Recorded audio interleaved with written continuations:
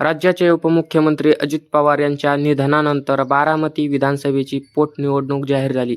ही पोटनिवडणूक 23 एप्रिल रोजी होणार आहे. मात्र बारामतीच्या निवडणुकीतून काँग्रेसने माघार घेतली आहे.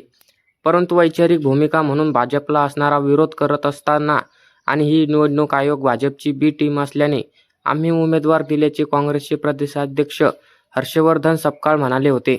काँग्रेसच्या तिकिटावर आकाश मोरेंनी बारामती निवडणुकीसाठी अर्ज भरला होता.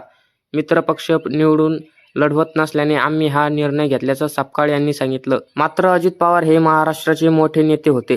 त्यांच्या अपघाती निधन महाराष्ट्राला चटका लावणारा आहे. त्यामुळे आम्हाला जी भावनिक साथ घेण्यात आली त्याचा विचार आम्ही करत या पोटनिवडणुकीतून माघार घेण्याचं सपकाळ यांनी जाहीर केलं.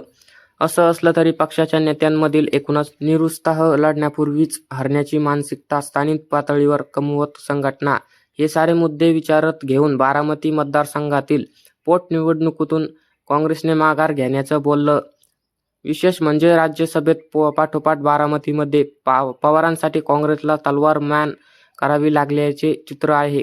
बारामतीत पोटनिवडणुकीत काँग्रेसला आपला उमेदवार का मागे घेतला, पवारांनी काय भूमिका बजावली, याचा काँग्रेसवर काय परिणाम होणार आहे, हेच आपण आज या व्हिडिओमधून जाणून घेणार आहोत.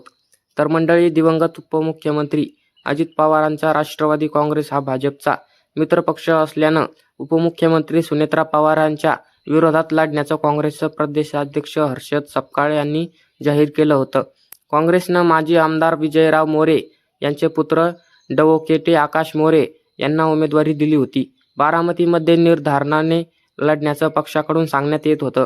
उपमुख्यमंत्री सुनेत्रा पवार यांच्या उमेदवारी अर्ज दाखल करण्यासाठी उपमुख्यमंत्री एकनाथ शिंदे, महसूल मंत्री चंद्रशेखर बावनकुळे असे सारे दिग्गज नेते उपस्थित होते. या उलट काँग्रेस उमेदवाराचा अर्ज भरताना प्रदेशाध्यक्ष सपकाळ यांच्यासह कोणीही नेता फिरकला नव्हता. तेव्हाच काँग्रेस ही पोटनिवडणूक लढवण्यावर गंभीर नाही हे संकेत मिळाले होते. अजित पवारांच्या अपघाती मृत्यूनंतर ही पोटनिवडणूक होत असताना काँग्रेसने ती लढण्याचा निर्णय घेतल्याबद्दल अन्य पक्षांनी नेत्यांनी त्यांच्यावर टीका केली. बारामतीमध्ये लढण्यावरून काँग्रेसमध्ये आधीच 2 मतप्रवाह होते. प्रदेशाध्यक्ष सपकाळ यांनी ही निवडणूक लढण्याबाबतच्या पक्षांच्या नेत्याशी चर्चा केली. त्यावेळेस लढण्याबाबत पक्षाचा फारसा उत्साह जाणवला नाही. प्रचारासाठी नेते मंडळींनी बारामतीमध्ये जाण्याचं टाळलं. तसंच माघाराची मुदत संपल्यावर पुढील 10 ते 12 दिवस प्रचार करण्याचं मोठं आव्हानही होतं. बारामती किंवा पुणे जिल्ह्यात काँग्रेसने ताकद आधीच कमवत आहे. विधानसभा, महापालिकात, महानगरपालिका तसंच जिल्हा परिषदच्या निवडणुकांमध्ये पुणे जिल्ह्यात काँग्रेसची पिछेपाट झाली. जिल्ह्यात पक्षाचा एकही आमदार निवडून आला नाही. जिल्हा परिषद निवडणुकीतही काँग्रेसचा धुव्वा उडाला. या पार्श्वभूमीवर काँग्रेसमध्ये लढण्याबाबत फारसा उत्साह दिसत नव्हता. बारामतीमध्ये अजित पवार हे 1 लाखांपेक्षा अधिक मताधिक्याने विजयी होत असत. अजितदादांच्या अपघाती मृत्यूने बारामतीमध्ये सहानुभूतीची लाट आहे. त्याचा फायदा सुनेत्रा पवार यांना नक्कीच होणार आहे. अशा वेळी लढण्यास निभाव लागणार कठीण आहे. पक्षात लढण्यापूर्वीची पराभवाची मानसिकता तयार झाली होती. प्रचारासाठी लागणारी रसद कोण पुरवणार हा प्रश्न होता. दुसरं म्हणजे पक्षातील पहिल्या फळातील सारे नेते या पोटनिवडणुकीपासून दूर राहिले होते. यातूनच हात दाखवून अवलक्षण करण्याऐवजी माघार घेतलेली बरी असा विचार पक्षात पुढे आला.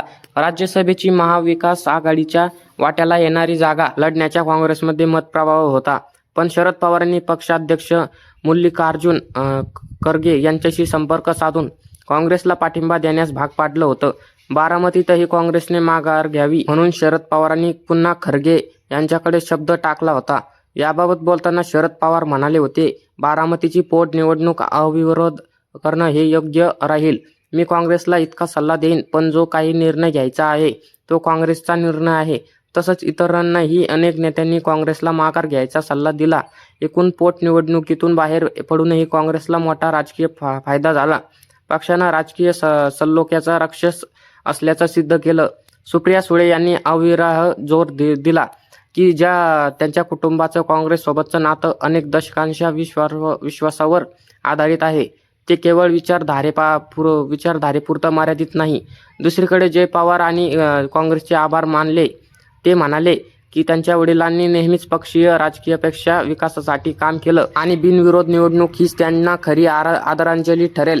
परिणामी आता बारामती पोटनिवडणुकीत जरी काँग्रेसने माघार घेतली तर याचा फायदा त्यांना पुढील निवडणुकीमध्ये होईल की नाही येणाऱ्या काळात कळेलच.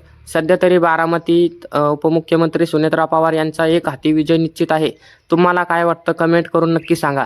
आणि असेच माहितीपूर्ण व्हिडिओ सर्वात अगोदर बघण्यासाठी आपल्या महाराष्ट्राची बातमी या यूट्यूब चॅनलला सबस्क्राईब करायला विसरू नका. धन्यवाद.